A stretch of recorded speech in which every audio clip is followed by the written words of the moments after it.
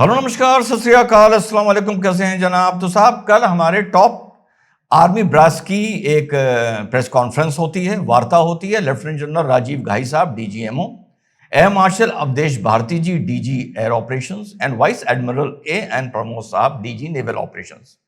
पत्रकारों के जो सवाल पूछे गए उनका इन्होंने राष्ट्रीय सुरक्षा को दिमाग में रखते हुए, अपनी सीमाओं में रहते हुए उन्होंने विस्तार से जवाब देने की कोशिश की, संतुष्ट करने की कोशिश की। वाइस एडमिरल साहब प्रमोद जी से जब यह पूछा गया नेवी के ऑपरेशंस के बारे में तो उन्होंने विस्तार से बताया, और पूछे जाने पर कि अगर कोई पाकिस्तान कोई हरकत करता है तो उन्होंने बंद लफाफे में ये चीज बोली कि वो जो अगर अब आगे कोई हरकत करता है तो उसे पता है कि हम क्या करेंगे। इसके बाद प्राइम मिनिस्टर जी ने, नरेंद्र मोदी साहब ने भी एक हाई लेवल मीटिंग अटेंड करी। उसमें भी घाई साहब थे, अवधेश जी थे, चीफ ऑफ द सारे एयर फोर्सेस थे, डोभाल साहब थे, गृह मंत्री थे, रक्षा मंत्री थे, वगैरह वगैरह, डिफेंस सेक्रेटरी थे। ये सब उस पर मौजूद थे। वहां की जो बात बाहर निकल के आई है वो ये निकल के आई है कि प्रधानमंत्री जी ने बिल्कुल खुली छूट दी है कि अगर पाकिस्तान की तरफ से गोली चले तो इधर से गोला चलाना। ये चीज प्राइम मिनिस्टर साहब के मैंने मुंह से नहीं सुनी है, ये जो बाकी बहुत सी रिपोर्ट्स ये चीज बता रही हैं, तो मैं उसी चीज को आपके सामने विद द कॉशन आपके सामने रिप्रोड्यूस कर रहा हूं। इसके बाद कॉन्स्पिरेसी थ्योरीज भी आती हैं। मुझे 3 लोगों ने मैसेज भेजा, यू सॉ सीज फायर और I saw something more sinister, everybody is talking about Trump but no one is talking only the question what matters, why did India agree to ceasefire. फिर इस post में पूरा ये लिखा हुआ है, forwarded many time है, बड़ी ड्रामेटिक तरीके से लिखी गई है कि इतने बजे सनसेट होता है, पाकिस्तान फिर अटैक होता है।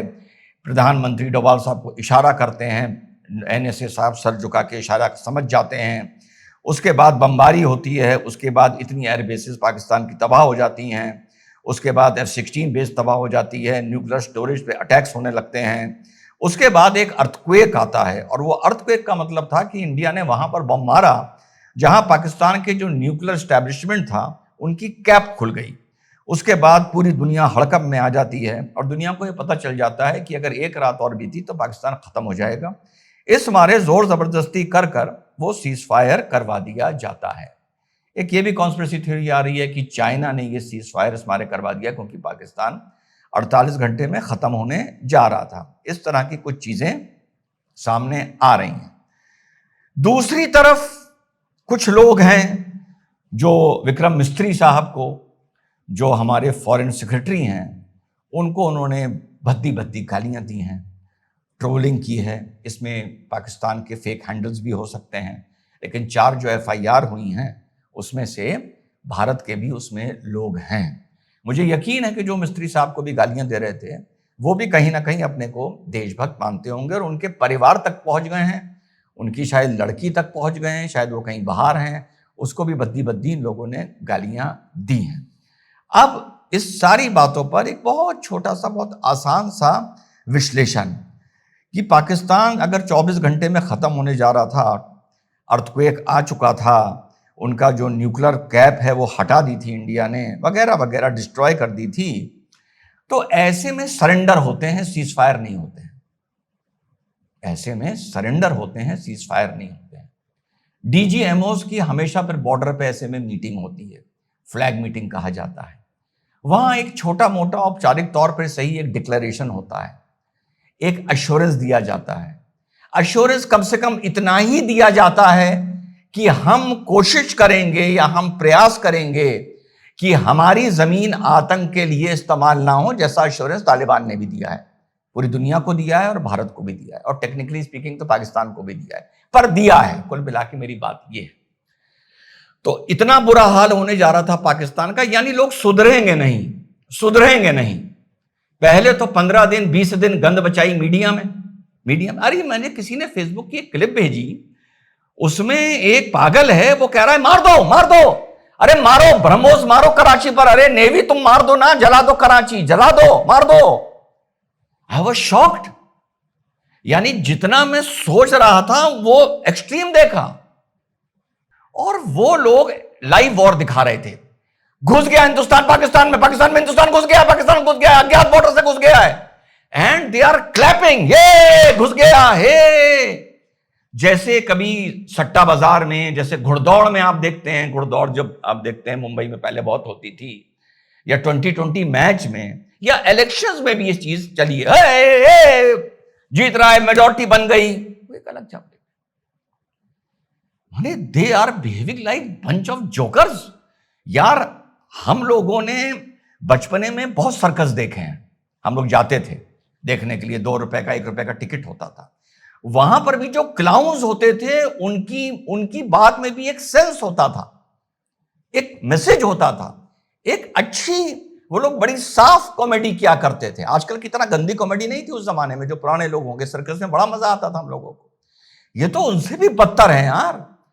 इनको अगर ये कहें कि वॉर एक्सपर्ट्स के या मीडिया के राखी सावंत, तो it will be derogatory for Rakhi Sawant. मैं कह रहा हूं एक्सपर्ट्स के, ये मीडिया के yo Honey Singh, it is no sorry yo Honey Singh, it is derogatory for Honey Singh. तो पहले तो ये तमाशा चला, अब ये तमाशा शुरू हो गया है। युद्ध जब चल रहा था, जब बवाल चल रहा था, जब किसी को अकल नहीं आई थी, तब तो घुसे जा रहे थे। अकल सिर्फ एक बंदे को थी, पता है उसका नाम क्या है? कितनी बार अपना नाम अच्छा नहीं लगता। अब दूसरी कहानी बता रहे हैं। फौज ने जो जवाब दिया, मैंने क्या बोला वीडियो के शुरू, वो नपातुला दिया। उनसे डैमेजेस के बारे में पूछा गया, उन्होंने कहा वॉर में डैमेजेस होते हैं, वेरी मैच्योर आंसर, और बिल्कुल होते हैं। मैंने क्या कहा था? If you go out for revenge dig 2 Graves, बहुत पहले मैंने बताया था। कोलैटरल डैमेजेस होंगे, मिलिट्री फैसिलिटीज के डैमेजेस होंगे। बहुत अच्छी संजीदा प्रेस कॉन्फ्रेंस करके तीनों टॉप ऑफिसर्स निकल गए, लेकिन आपकी छिछोरागर्दी खत्म नहीं होने का नाम नहीं। अच्छा, कौन सफाई मांग रहा है बताओ? इस बार क्या विपक्ष ने भी सफाई मांगी? एक ये बहुत बड़ा एक मास्टर स्ट्रोक खेला विपक्ष ने इस बार। देखो भाई, मैं तो बिल्कुल साफ आदमी हूं। अभी कुछ दिन पहले मोदी जी ने जनगणना को लेकर, कास्ट सर्वे को लेकर एक मास्टर स्ट्रोक खेला था। मैंने उस टाइम क्या बोला था? मैंने कहा यार ये लड़ाई है, और लड़ाई में तुम कोई दांव लेके आए। मोदी जी को लगा ये दांव तो सही है, अगर ये मुझ पर मार देगा मेरा नुकसान हो जाएगा। मोदी जी पावर पोजीशन में थे, मोदी जी ने वो दांव तुम पर मार दिए कास्ट सर्वे का। तो तुम काहे पुदक पुदक कर रहे हो? तुम काहे बोल रहे हो कि हमारा आइडिया था? हमारा आइडिया नहीं था। जिसने कास्ट सर्वे दे दिया, जिसने कास्ट सर्वे इंप्लीमेंट कर दिया, हर चीज बस उसी की है। और मैंने आईपीएल और आईसीएल का एग्जाम्पल आप लोगों को बताया था ना। तो वहां मैंने यही बोला था, दांव मार दिया। तो इस बार देखो विपक्ष ने दांव मार दिया। हो यह रहा था कि शायद उम्मीद यह करी गई थी कि विपक्ष एकदम से no war, negotiation, dialogues, war is not a solution, विपक्ष ये बोलने लगेगा। और उसके बाद जब एंड में फाइनली नो वॉर होगी तो सारी पर्ची जयचंदों पर फाड़ दी जाएगी। पॉइंट है सारी पर्ची कि जिस देश में ऐसे लोग हों, ऐसा विपक्ष हो, वो देश जंग क्या लड़ेगा। पॉइंट है। विपक्ष ने कह दिया भैया तुम जानो, तुम्हारा काम जाने। विपक्ष को जब बुलाया गया वो मीटिंग के लिए गया, और दोनों मीटिंग में मोदी जी नहीं थे। विपक्ष ने इसको भी मुद्दा नहीं बनाया। मास्टर स्ट्रोक भाई। अब विपक्ष की लीडरशिप में वो चीज नहीं है, वो अपील नहीं है, तो जिसको वो इलेक्शंस में वोट में कन्वर्ट नहीं कर सकते। मैं जानता हूं एक बार, लेकिन 2024 में किया था, उसको मैं भ्रम मान लेता हूं। नहीं कर, ये भी बता रहा हूं साथ में, और मोदी जी का बहुत बड़ा है, लेकिन जहां उन्होंने मास्टर स्ट्रोक मारा है, मास्टर स्ट्रोक मारा है। फिर यह होता कि साहब विपक्ष के मारे क्या करें। अब पूरे विपक्ष ने कहा कि नहीं, मेजॉरिटी ना देखो, तुम अपने 240 ना देखो, तुम एनडीए ना देखो, पूरा पार्लियामेंट एक साथ है, तुम्हें जो करना है भाई करो। और विपक्ष ने फिंगर ऑन द लिप रख लिया। This is a master stroke bye विपक्ष। क्योंकि अब कोई, तो अब मेरा अगला सवाल है, यार तुमसे ये सफाई मांग कौन रहा है? ये फर्रे बना के किसको फॉरवर्ड करे जा रहे हैं? आईटी सेल अगर ये कर रहा है और लोग फॉरवर्ड कर रहे हैं, तो आईटी सेल ये क्यों कर रहा है? सफाई कोई नहीं मांग रहा है। हां, जो रोल ओईसी का रहा है उस पर मैं कल वीडियो बनाऊंगा। मेरी गंदी निगाहें बहुत चीजें देखती हैं, ठीक, उस पर मैं कल वीडियो बनाऊंगा। उस पर तो कोई सफाई नहीं मांग रहा। आप किसको सफाई दे रहे हैं? कोई सफाई देने की जरूरत नहीं है। अभी तीन जनरल आए, बिना सफाई दिए चले गए। इससे पहले जो आर्मी की प्रेस कॉन्फ्रेंस हुई थी जिसमें वो सफाई दे रहे थे, मैंने यही कहा था सफाई क्यों दे रहे हैं। तो मैं तो अब लेटेस्ट प्रेस कॉन्फ्रेंस के बाद ये नहीं कह रहा कि आपने इस सवाल का जवाब क्यों नहीं दिया, इसका क्यों नहीं दिया। सफाई देनी चाहिए थी फौज को सफाई नहीं देनी चाहिए थी। मेरी तो लड़ाई ये है कि फौज सफाई अभी तक दे क्यों रही थी 22 तारीख के बाद से, और स्पेशली सर्जिकल स्ट्राइक के बाद से। ठीक, अब कुल मिलाकर जो मोदी जी की बात आई है वो गोली चलाएं, सॉरी तुम गोला चलाना, ये होगा। हमारे नेवी के डीजी एनओ बोल रहे हैं कि उनको पता है कि अगर कोई हरकत करी हम कराची का क्या करेंगे। ये लड़ाई जा कहां रही है? इस लड़ाई का डायरेक्शन क्यों चेंज हो रहा है? क्या ये लड़ाई पाकिस्तान को बर्बाद करने के लिए थी? नो। क्या ये लड़ाई फिलहाल पीओके के लिए थी? नो। क्या ये लड़ाई बलूचिस्तान को अलग काट के करने के लिए थी? नो। तो सवाल ये उठता है कि एंड में जाकर कि ये लड़ाई का डायरेक्शन क्या है? ये लड़ाई शुरू किस लिए हुई थी? टेरर को खत्म करने के लिए हुई है ना, टेरर को। और फिर ये बात आ रही है कि अब अगर पाकिस्तान से बॉर्डर पार से फायरिंग करी, वो क्यों करेगा? कि उसका फॉर्मेट नहीं है हमसे लड़ने का। जो मैंने आपको उस दिन बताया था कि मोहम्मद अली कैशियस क्ले का अलग फॉर्मेट था, टाइसन का अलग वो फॉर्मेट था, फ्रेजर का अलग फॉर्मेट था, हर आदमी के अलग फॉर्मेट होते हैं। वो आप पर क्यों करेगा? वो बिल्कुल नहीं करेगा। तो आप उसकी गोली का जवाब हम गोले से देंगे, शायद वो गोली चलाएगा ही नहीं। उसने 40 साल में लड़ने का एक तरीका अलग अपना बना रखा है, वो उस तरीके से लड़ेगा। तो आपको फाइनली एंड में जाकर ये लड़ाई टेरर के खिलाफ थी, और टेरर को लेके ये थी कि आप इतनी गर्मी पैदा कर दें कि वो उधर टेरर का सपोर्ट करना बंद कर दे। ये सर्किट मैं भी बता रहा था कि इधर इतनी गर्मी पैदा कर दो कि उनको लगे बर्बादी के कगार पर हम पहुंच जाएंगे और या युद्ध हो जाएगा, और इधर वो टेरर को सपोर्ट करना बंद कर दे। मैं ये भी नहीं पूछ रहा कि चलो कि ट्रंप ने क्यों डिक्लेयर किया, क्या किया, छोड़ो, वो पास्ट हो गया। तो अब ये सवाल उठता है कि फिलहाल दोनों तरफ से मेरे कान बंद हैं।